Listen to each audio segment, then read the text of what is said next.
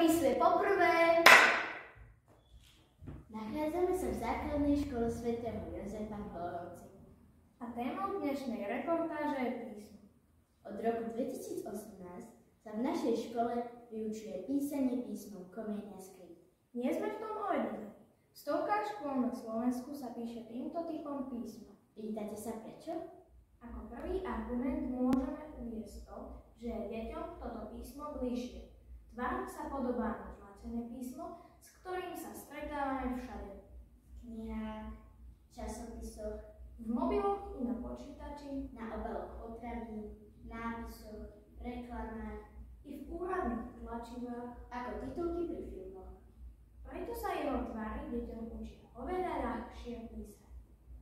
Druhý argument, ktorý hovorí v prospech tohto písma, je jeho čitateľnosť.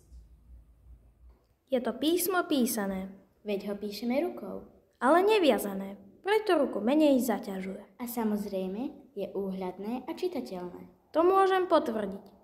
Na rozdiel od písaného viazaného písma, ktorého krásopis vo vyšších ročníkoch zaniká a stáva sa tak nečitateľné, písmo Comenia Script je čitateľné stále. A to nielen pre učiteľov, ale i samotných žiakov.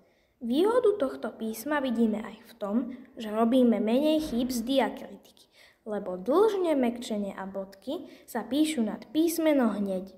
A deti sa učia rýchlejšie čítať. Písmo je veľmi vhodné aj pre ľavákov.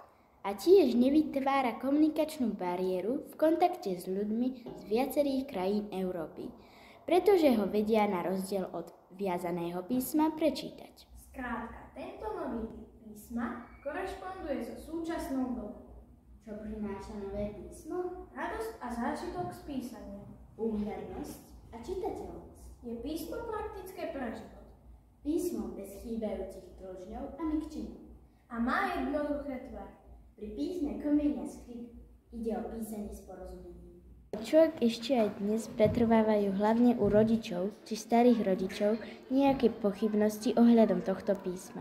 Má vplyv na vývoj jemnej motoriky? Bude dieťa vedieť prečítať písané viazané písmo? A čo vlastnoručné podpisovanie, napríklad na úvahu? Pozreli sme sa aj na tieto často kladené otázky rodičov. Z dostupných informácií na dotazy odpovedala nielen samotná autorka písma Comenia Script Radana Lencová, ale i psychológovia a mnoho učiteľov z praxe. Jemná motorika sa rozvíja akýmikoľvek činnosťami, ktoré robíme rukami. Teda aj písaním, nie je to písmo akéhokoľvek typu. Ale aj strihaním, lepením, modelovaním, skladaním, kreslením či hrou na hudobný nástroj. Čítať viazané písmo, s ktorým sa v bežnom živote stretávame minimálne, nám nerobí problém. U nás v škole sa žiaci naučia čítať viazané písmo najneskôr v 2. ročníku. A ak majú záujem aj o jeho písanie, majú možnosť navštevovať krúžok zameraný na tento typ písma. Myslím, že písmo, teda jeho tvar a sklon, sa vyvíja spolu s nami a tak začíname písať po svojom. Písmo sa stáva individuálne.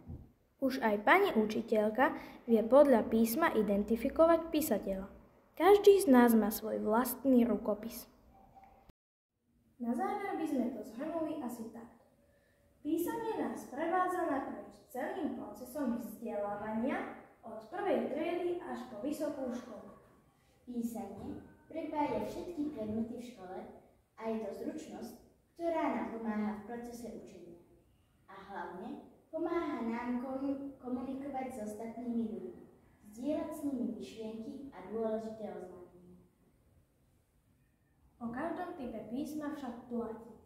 Nech ho napíše ktokoľvek a akýmkoľvek typom, dá sa prečítať iba v prípade, že je čitateľné.